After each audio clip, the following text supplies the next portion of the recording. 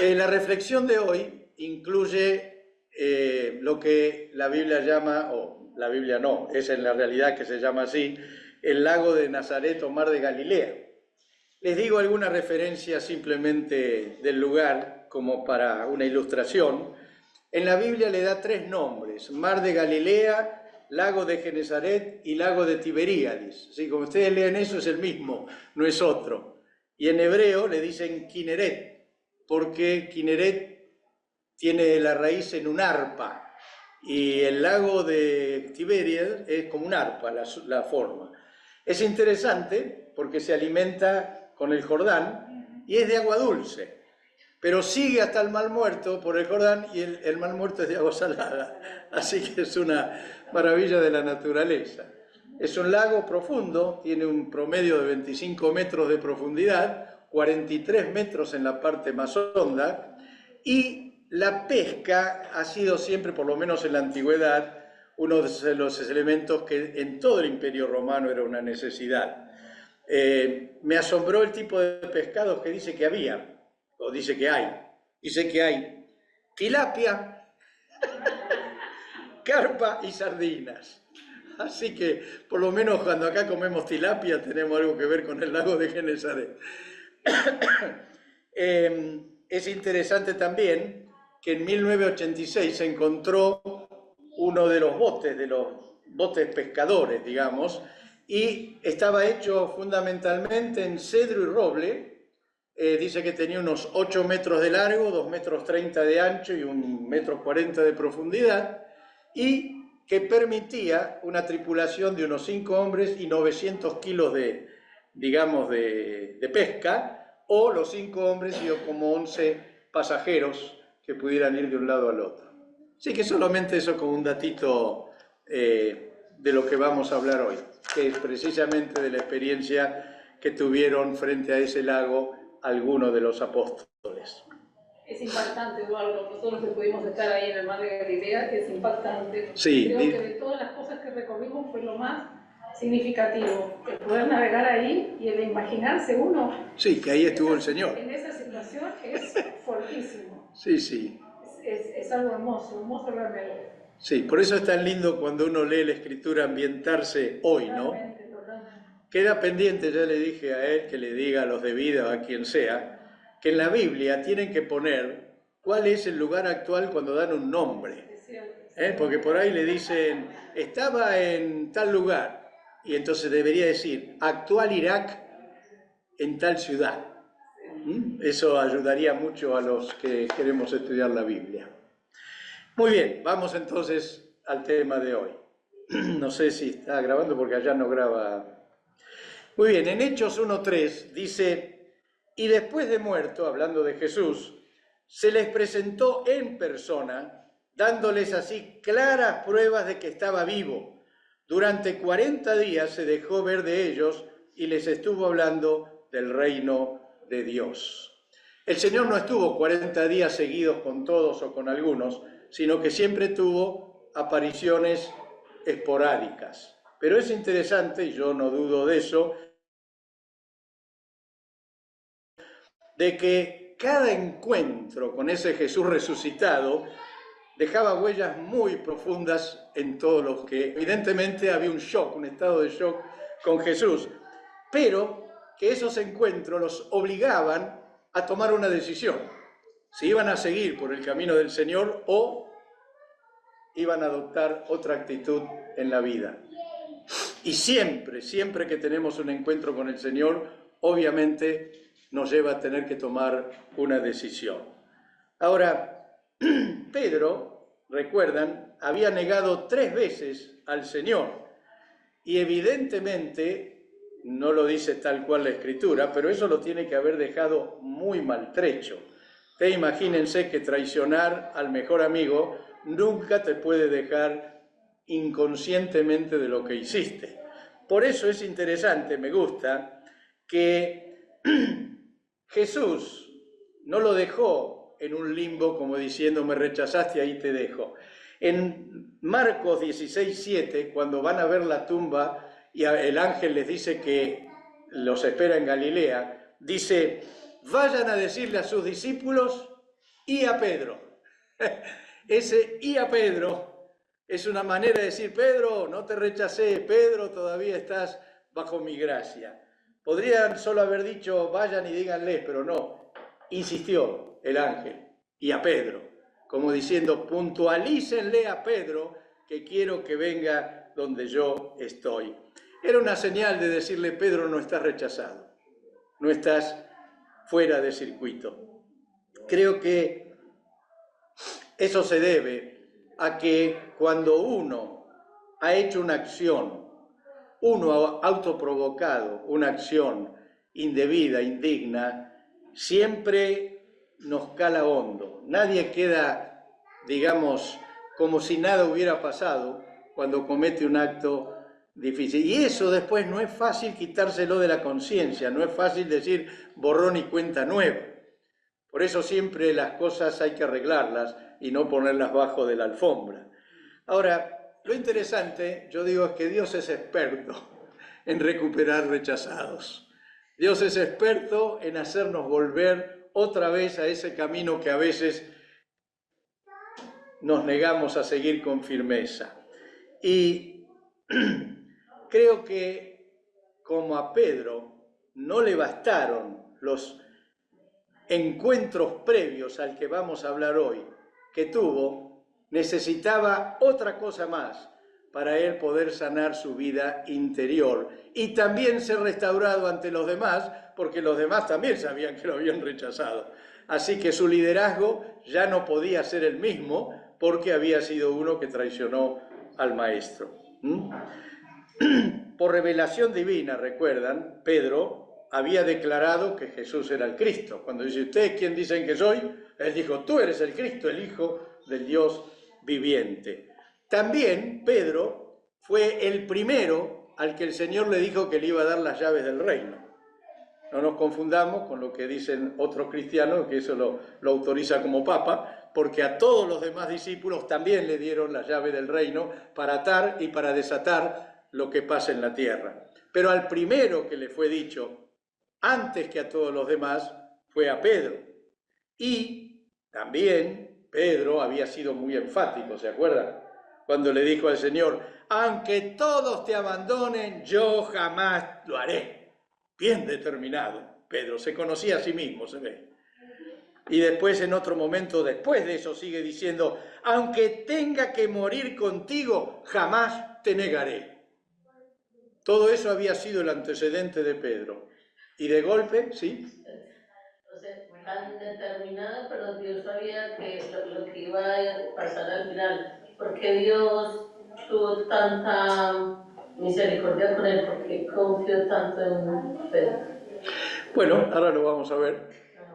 Es interesante. Justamente lo que quiero recalcar es que frente a tanta decisión por seguir al Señor y después termina 3 veces negándolo y aún blasfemando, diciendo, uno cuando lee la Escritura ve que algunos traductores lo suavizan, porque dice como que dijo improperio, pero otro parece que está diciendo malas palabras, está diciendo un montón de cosas feas. Así que evidentemente, cuando dice que Pedro salió y lloró amargamente, es porque se dio cuenta que es un desastre lo que había hecho. Había fallado. Me gusta esa parte donde dice cuando canta el gallo, el Señor se da vuelta y lo mira a Pedro. No quiero imaginar cuando el Señor lo miró a Pedro como diciendo, ¿te das cuenta? Y ahí dice que Pedro salió y lloró amargamente. Entonces, obviamente no se recupera a alguien así fácil, aunque él vio al Señor. ¿Se acuerdan que el Señor se apareció? Ahora lo vamos a ver. Pero eso no bastó. Pedro seguía perniquebrado realmente. ¿Cómo vivir con el recuerdo de semejante culpa? Creo que a todos nos pasa cuando hacemos una cosa similar.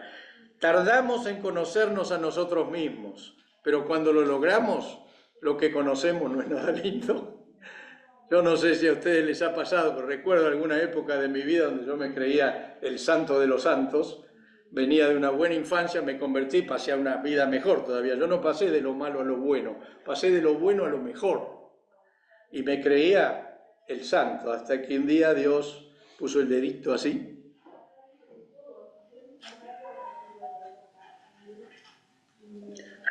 y me mostró adentro.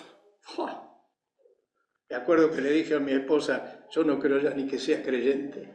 Después de ver la negrura del corazón, de reconocer los pensamientos indignos, de ver verdaderamente lo que somos, a uno se le van todos los humos de creerse el santo de los santos.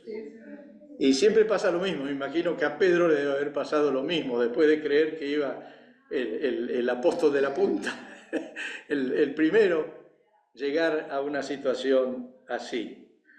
Ahora, es interesante que la mezcla de la culpa del pasado con los encuentros que tuvo con Jesús lo dejaron en un estado, yo diría, de indefinición. ¿Y por qué digo esto? Porque volvió a su trabajo. Y creo que a todos nos pasa cuando tenemos un pasado que corregir y Dios se hace presente para hacernos ver su gracia, algo adentro de nosotros tiene que tomar una decisión. ¿Sigo a Jesús o vuelvo a lo mío? Y esa es una encrucijada que la tenemos siempre en la vida, en todo momento. Aunque tomemos la decisión de seguir a Jesús, ya vamos a tener otro momento en la vida que va a ser otra encrucijada, donde otra vez vamos a volver a tener que decidir, ¿sigo a Jesús o sigo con lo mío? Me acuerdo cuando yo decidí estar prácticamente a tiempo completo, inmediatamente yo dejé mi trabajo secular. Me llamaron a los poquitos días para ofrecerme un puestazo. Y es interesante porque yo sabía, esto no me lo manda Dios, esto me lo manda la contra. Así que a mi ex jefe le dije, mira, no puedo porque ahora yo estoy en el pasado. Y dice, ¿sabes una cosa? Yo ya le dije al presidente que vos ibas a decir eso.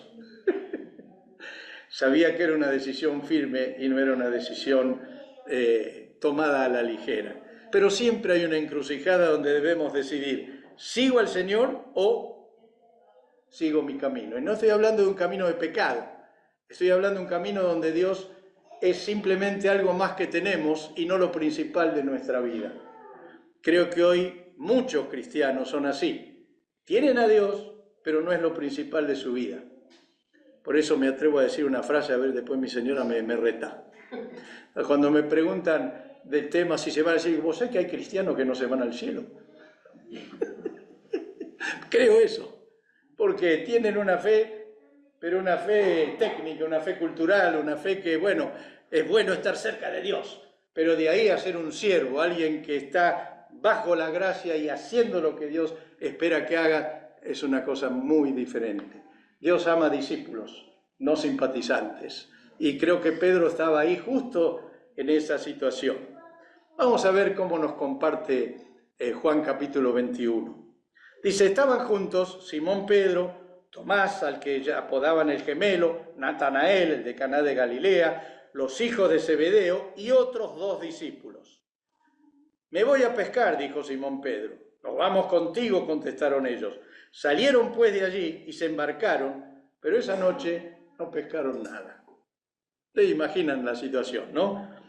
Pedro era un líder por naturaleza. Aún estando a media agua se llevó a sed con él.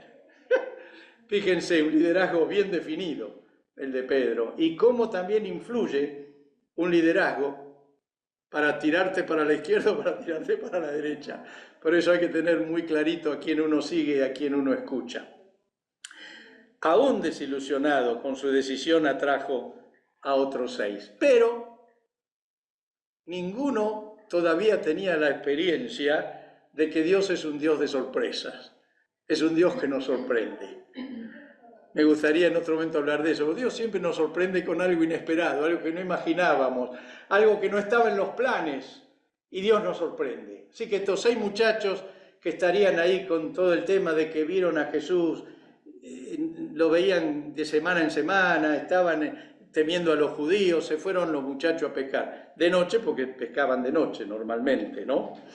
Dice, al despuntar el alba, Jesús se hizo presente en la orilla, pero los discípulos no se dieron cuenta que era Él. Imagínense, era casi de noche, dice que estaban a más de 100 metros, así que no era fácil distinguir que era Jesús. Para colmo era el Jesús resucitado, que no sería tan igual que el anterior. Y me gusta el sentido del humor que tiene el Señor. Les dice: muchachos, ¿tienen algo de comer?, preguntó Jesús. Y me gusta como dice, la respuesta fue: ¡no! Lo dice clarito la Escritura. No, respondieron ellos. La actitud de Jesús fue muy amigable, pero es irritante que te pidan algo cuando vos no lo podés tener. Es como si vos sos un vendedor y llegás a la noche a casa, no vendiste una sola cosa y después dice: querido, ¿cuánto vendiste hoy? ¿Sabés qué gana te da de contestarle, no? Bueno, así pasó con los muchachos. ¿Tienen algo de comer? No, porque aparte no sabían que era el Señor tampoco. No distinguían quién era, como dije, porque estaban lejos. Y Jesús sabe a dónde quiere llegar y cómo hacerlo. Entonces Jesús dijo: tiren la red a la derecha de la barca y pescarán algo. Sorpresivamente, dice, así lo hicieron, y era tal la cantidad de pescados que ya no podían sacar la red. ¿Alguna vez se preguntaron por qué obedecieron? Con la respuesta que le dieron era como decir: déjanos solos, ¿no? Los teólogos dicen que porque Jesús dio una palabra de autoridad. Como yo no soy teólogo y soy bien de la calle, digo, no. Se lo querían sacar de encima. Dijeron: tirara para acá, si se va. Seguro. Porque no había ninguna razón para que le obedezcan.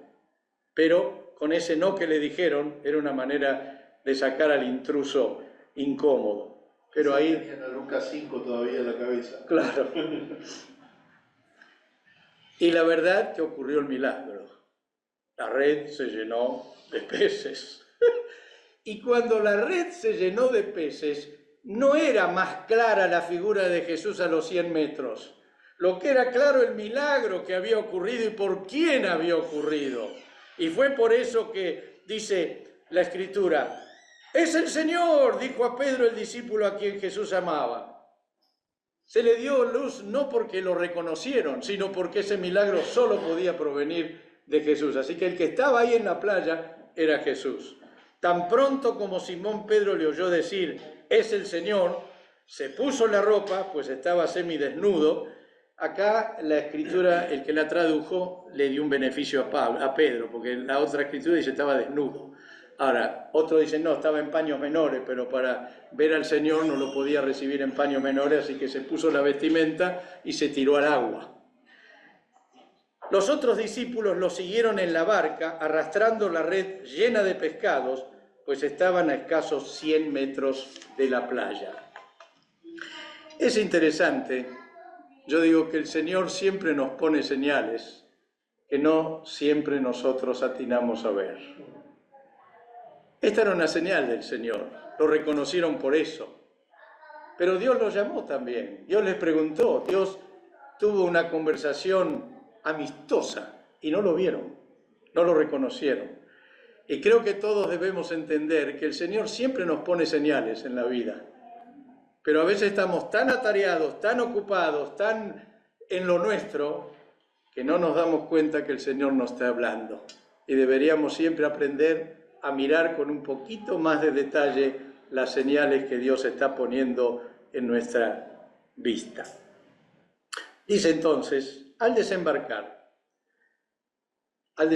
todos los muchachos, Pedro ya había llegado porque nadó y llegó primero, pero se ve que ni se acercó, no habría sabido qué hacer. ¿Qué hago ahora?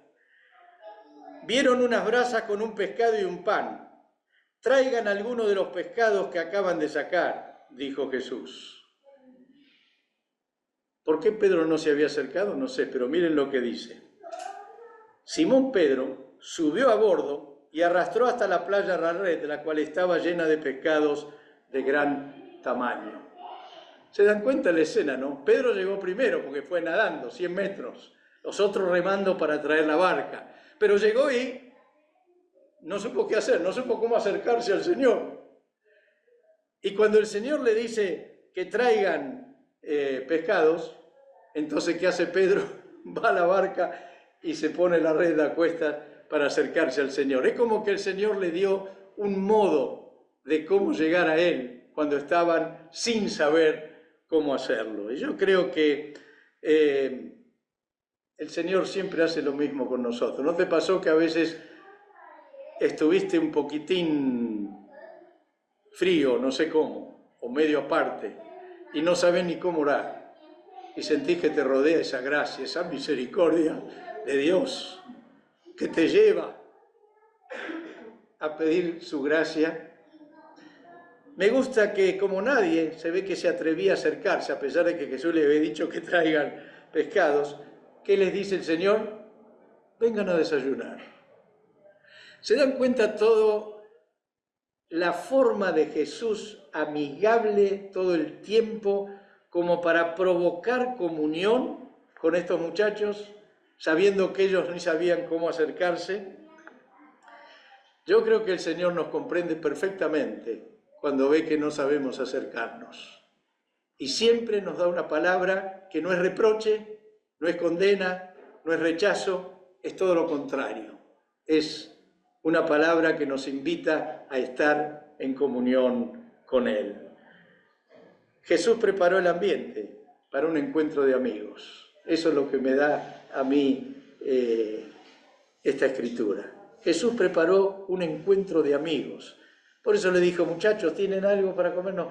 Después dijo, traigan algo de lo que han pescado. No se acercan, vengan a desayunar. Todo el tiempo Jesús estuvo insistiendo en una relación de comunión entre todos ellos. Dice, pero aún así, ninguno de los discípulos se atrevía a preguntarle, ¿quién eres tú? Porque sabían que era el Señor. La Escritura menciona en el versículo 14, dice, esta fue la tercera vez que Jesús se apareció a sus discípulos después de haber resucitado. ¿Se acuerdan cuál fue la primera aparición? El domingo a la noche, cuando ellos estaban reunidos, no estaba Tomás, y ahí se aparece el Señor. Ahí estaba Pedro también. Después dice la Escritura que pasó una semana, 8 días, y volvió a aparecer cuando estaban reunidos todos, y ahí estaba Tomás. Por eso dice que esta es la tercera vez. Ahora, no es que él solo tuvo esas 2 veces, tuvo más veces porque apareció individualmente a muchos, pero solo en grupo fue 2 veces, y esta fue la tercera vez. Evidentemente, Pedro estuvo en ambas, pero aún no había superado su rechazo, su sentido de rechazo o su dolor por haber fallado. ¿No les pasó varias veces que tuvieron un proceso interno donde se preguntaron a ustedes mismos, ¿sigo o dejo? Y no hablo de seguir o dejar para ir al pecado, sino sigo una vida activa con el Señor o sigo viviendo simplemente una vida normal. Yo creo que muchas veces las decisiones no se trata de abandonar la fe, pero sí el trabajo de la extensión del reino de Dios y del cuidado de otros. Y Dios nos llama a cuidar a otros y a extender el reino. No nos llama a estar en una vida paralela, sana, cristiana, buena, pero que no tiene compromiso con el reino de Dios. Por eso creo que el Señor necesitaba restaurar a Pedro, que estaba en una encrucijada de fe, como a veces podemos estar nosotros, estaba trabado, como a veces nos trabamos nosotros, sin saber para dónde ir. Y Dios quiere levantar esa traba en nuestras vidas para que podamos servirle con toda la alegría del corazón. Todo indica que los muchachos estaban paralizados sin saber qué hacer, por eso la llamada de Jesús. Y entonces Jesús toma la iniciativa, dice la Escritura. Jesús se acercó, ustedes fíjense, significa que ellos no se habían acercado a donde estaba el fueguito con el pez. Se habían quedado ahí, se ve que traían algunos peces, pero no se animaban ni a llegar, no sabían qué decir. Y dice, Jesús se acercó, tomó el pan y se lo dio a ellos e hizo lo mismo con el pescado. Imagino que debe haber pescado un pescado grande y no hecho el milagro de que de chiquitito lo reparte, porque eran 7 ellos, ¿no? Más el 8. No sé si hay tilapias tan grandes o de otro, pero lo interesante es que Él fue a ellos porque ellos no iban a Él. Y esto para mí es una muestra otra vez de la gracia del Señor. Una actitud amigable, sin reproches, que evidentemente distendió el ambiente, porque dice la Escritura que después de terminar de desayunar es cuando Jesús habló con Pedro. Pero me puse a pensar, ¿cuánto habrá disfrutado Jesús ese desayuno? Porque Él sabía que en poquito tiempo nunca más iba a poder hacer lo mismo. Él iba a ser llevado al cielo, los discípulos iban a tener que arreglarse con el Espíritu Santo, pero ese momento de intimidad física, de comunión, de amor juntos, era uno de los últimos que Jesús podía disfrutar aquí en la tierra con sus íntimos. Así que me imagino que lo debe haber disfrutado muchísimo. También yo creo que estos encuentros con Jesús marcaron de tal manera la vida de los primeros discípulos, que es lo que llevó al apóstol Juan, que estuvo ahí, que también vivió todo eso y que también se ve que de curioso fue atrás de Jesús y de Pedro a ver qué hablaban, por lo que dice después la Escritura, que dice el apóstol Juan en 1 Juan capítulo 1, lo que hemos oído y lo que hemos visto con nuestros propios ojos. Juan, ¿con qué ojo lo vas a ver si no son los propios? Pero está queriendo decir, está queriendo convencer que lo vieron, lo tocaron, hablaron con él, comieron con él, como diciendo, crean que este Jesús resucitado es el Jesús que les estamos predicando. Dice, porque lo hemos visto y lo hemos tocado con nuestras manos. Se trata de la palabra de vida. Aleluya. Todos fueron impactados por encontrarse con el Jesús resucitado. Ahora, después del desayunar, fue el momento adecuado para proceder a la sanidad interior de Pablo. Yo imagino que una parte de la conversación fue delante de todos y una parte de la conversación fue solo con Pedro caminando. Dice la Escritura, cuando terminaron de desayunar, Jesús preguntó a Simón Pedro, Simón, hijo de Juan, ¿me amas más que estos? Los teólogos se pelean para ver qué significa más que estos. Algunos dicen más que los otros muchachos. Otros, con lo cual yo coincido más, es que lo que significa es más que a tu bote y a tu oficio. Porque lo que hizo Pedro no fue abandonar a los hermanos, lo que hizo fue volver a su oficio. Por supuesto, es una digresión personal, pero de alguna manera lo que Jesús le pregunta es, ¿me tienes a mí en primer lugar? Independientemente si se refería a los otros muchachos o a su oficio. Es una decisión que todos tenemos que tomar esa decisión. ¿Amamos al Señor por encima de todo lo demás que amamos? Por supuesto que no está mal amar con todo el corazón y con toda la fuerza a la familia, a los hijos. Por supuesto que está muy bien ser una persona que ama y gusta su trabajo y lo disfruta. Eso está fuera de duda. El tema es qué está primero en tu vida y qué estás dispuesto a dejar cuando el Señor te lo pide.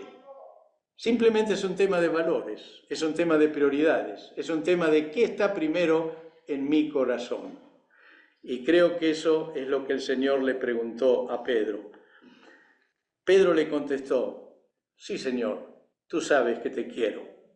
Jesús le dijo, cuida de mis corderos. 3 veces, tantas como Pedro lo había negado, Jesús hizo la misma pregunta. Todas las veces Pedro contestó afirmativamente lo mismo. Él mismo recibió el mismo encargo y contestó que sí cada vez. El cuida mis ovejas, hay una traducción, la de el lenguaje actual, que la traduce así.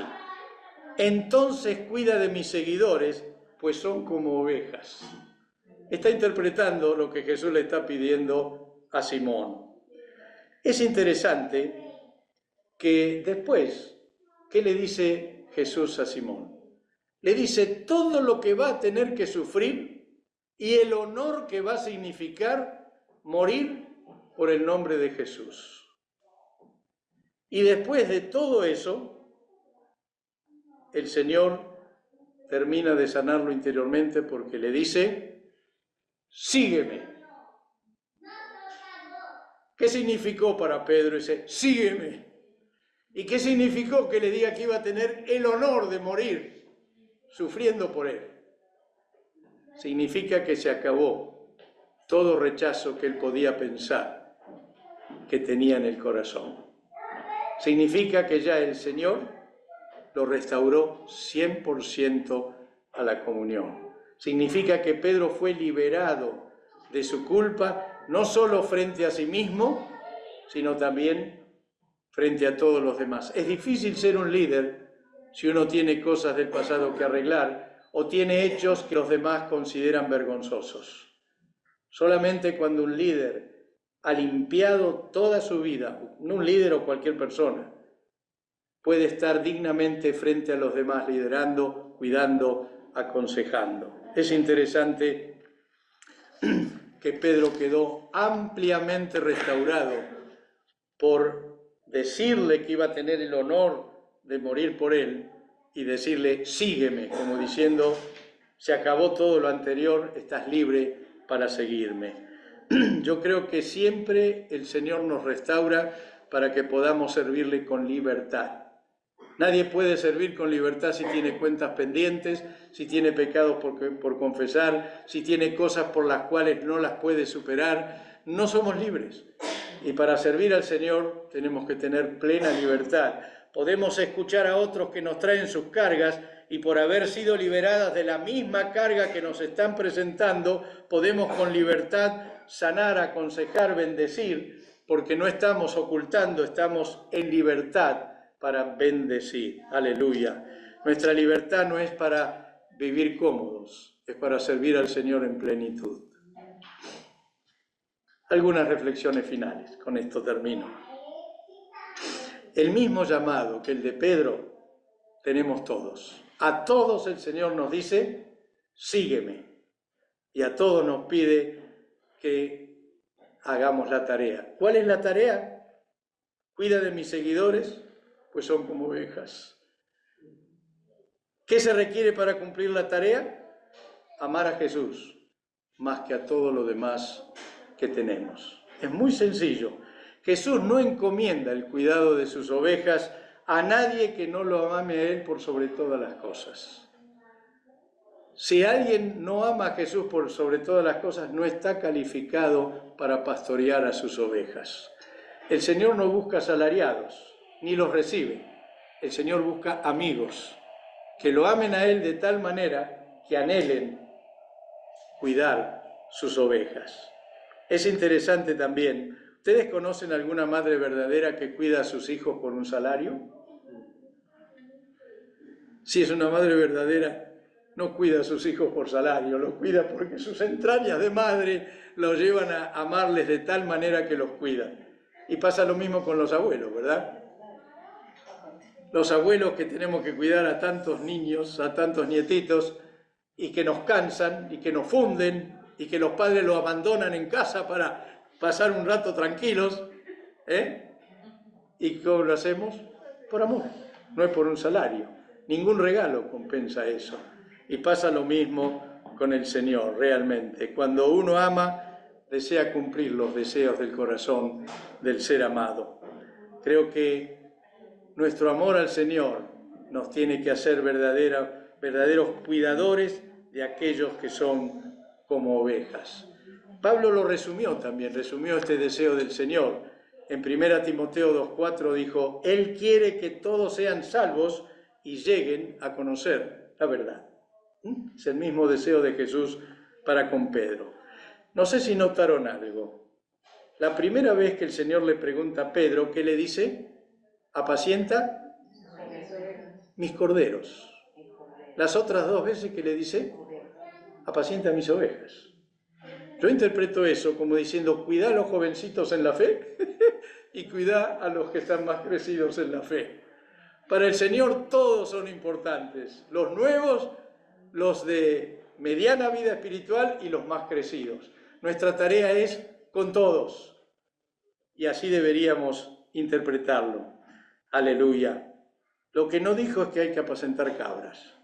Así que si ven por ahí alguna cabrita, déjenla tranquila, que siga su vida. Nosotros apacentamos corderos y ovejas. Amén. Nuestra tarea es con toda la grey, cualquiera sea la edad espiritual que tengan.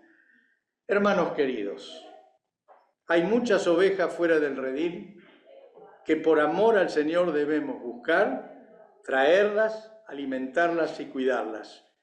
Y hay otras que están dentro y tenemos que hacer igual cuidado.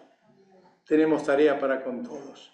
Esas ovejas son tu familia, tu cónyuge, tus hijos, tus nietos, tus parientes, tus vecinos, tus amigos, tu círculo de conocidos. Todos son ovejas, todos son campo misionero para aquellos que nos sentimos misioneros de parte del Señor.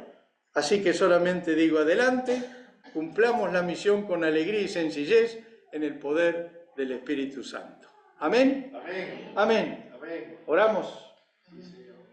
Señor, bendecimos tu nombre, pedimos que nos des la gracia de saber cómo apacentar tus corderos, tus ovejas, de no sentirnos rechazados, de sentir que a todos nos has dicho, sígueme, y queremos con todo nuestro corazón seguirte sin claudicar. Lo rogamos, Señor, y lo agradecemos en el nombre de Jesús. Amén. Amén. Amén. Esteban.